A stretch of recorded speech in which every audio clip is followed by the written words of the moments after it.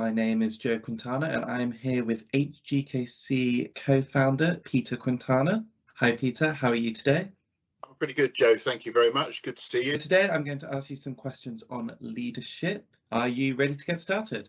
I am indeed. Yeah, fire away. So my first question is, what are the three things that you need to become a better leader? Well, I think first, a pretty decent degree of self-awareness, and particularly understanding that you don't have all the answers to everything. You're not expected to know everything, and therefore being willing to ask lots of questions, but also being prepared to hire people that are better than you are. Secondly, I think understanding of risk is one of the core competencies of anybody running as a leader or running a business or owning a business. And thirdly, an ability to inspire. Leadership is all about getting people to do what you want them to do because they want to do it.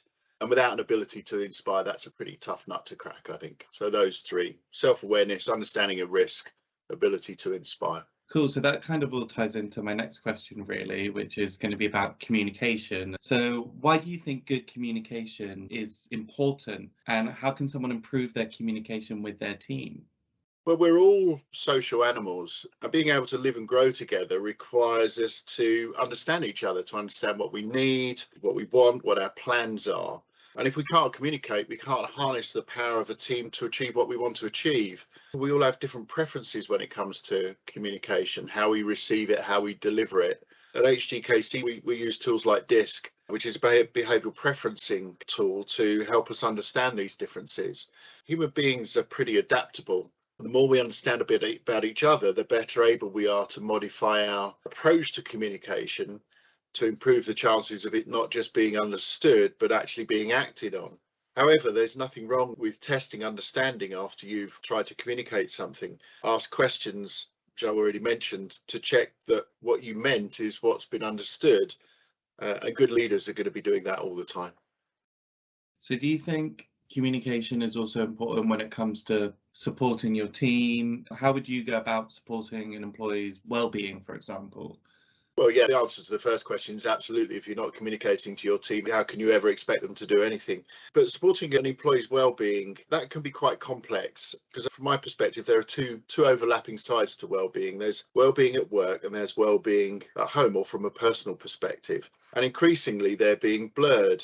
At work, it's about creating an environment that provides meaningful work, that encourages employees to have some control over what and how they do their work, levels no blame if things go wrong.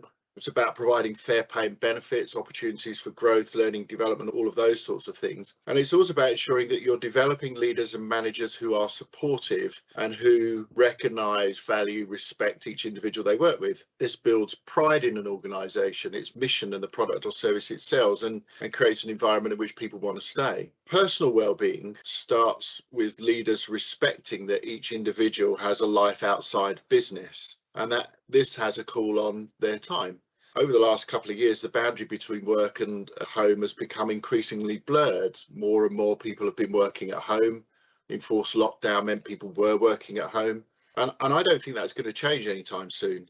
Leaders have never been able to ignore an employee's personal life, but increasingly now they have to accept that they might need to have conversations about childcare or health risk or challenges faced by spouses and other family members.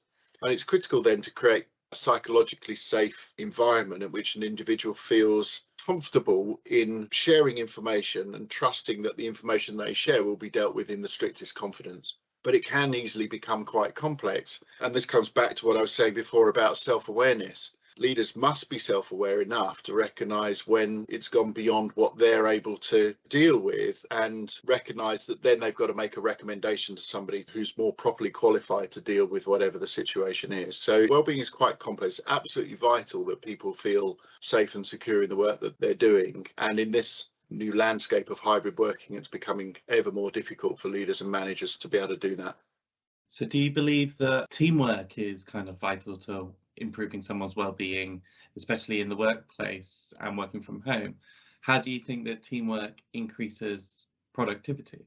Well, yeah, I think teamwork is vital, although recognising that some people work better on their own than in teams. So we need to be conscious of that. There are a lot of scientific definitions of productivity, measuring the ratio of inputs to outputs in a business, the amount of work done in a particular environment over a defined period.